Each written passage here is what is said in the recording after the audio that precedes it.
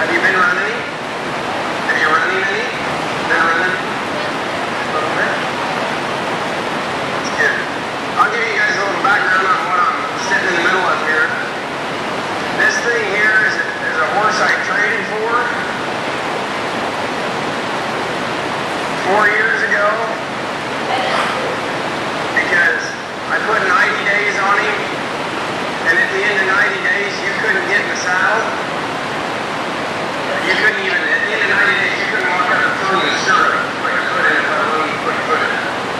And it took me about a year to be able to just do that, and then it took me about another year to be able to stand up on him halfway, and then it took about another year where I could swing a leg over him in the round pen, and then about another year, this is where we're at. So, this horse here is kind of a project horse for me, and he's a real trouble horse. Come to find out, of course, they didn't tell me this until after I traded a real good Hi, Bon. for him, because he was going to kill him. He was flat out, he was going to hurt somebody. So they told me that he fought hard enough to get away from the shoer, and he fought hard enough to get away from the vet when they went to cut him.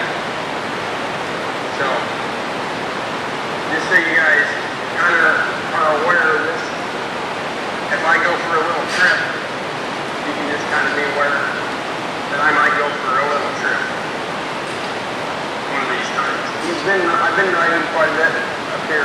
He's been in this barn several times, so we shouldn't have any problems with it. So all the banging and clanging you guys can do, be doing it. Good enough for me, especially with her. Ride really, what do I want to say?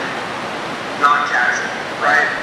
Ride really just open with her, just kind of, you don't have to really kick her, but you might take your feet like this, and you might get one rein shorter than the other in case she kind of squirts out on you, and be ready.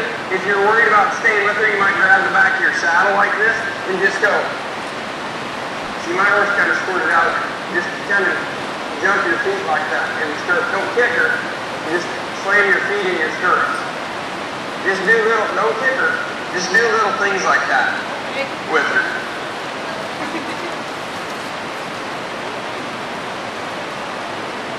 If you want to, with that little app colt, if you want to just kind of keep doing some groundwork,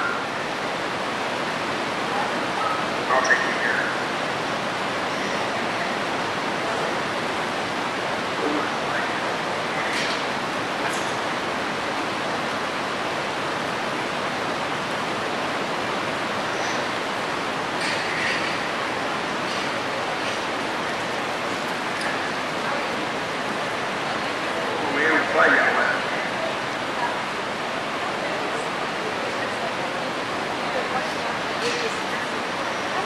Don't get out here and start riding in your horses' mouths.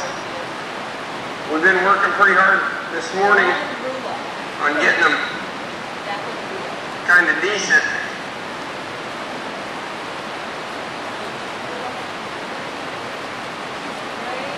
To deal with.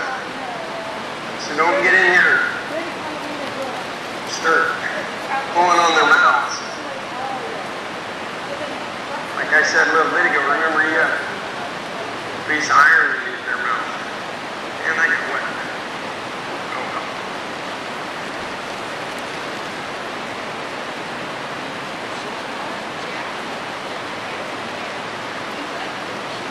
And just kind of do exactly what we were doing. Move their hindquarters. I want you guys, I'm going to test you here. I want you guys to think about what you did on the ground and how you did it, and then I want to see if you guys can relate it to your horse while you're on their back. Okay? And I want you guys to ponder on that for a while and think about it for a little bit. And tell me, when we come around here, how you think, what rein aid and what leg aid you're going to use to get your horse to operate the way you need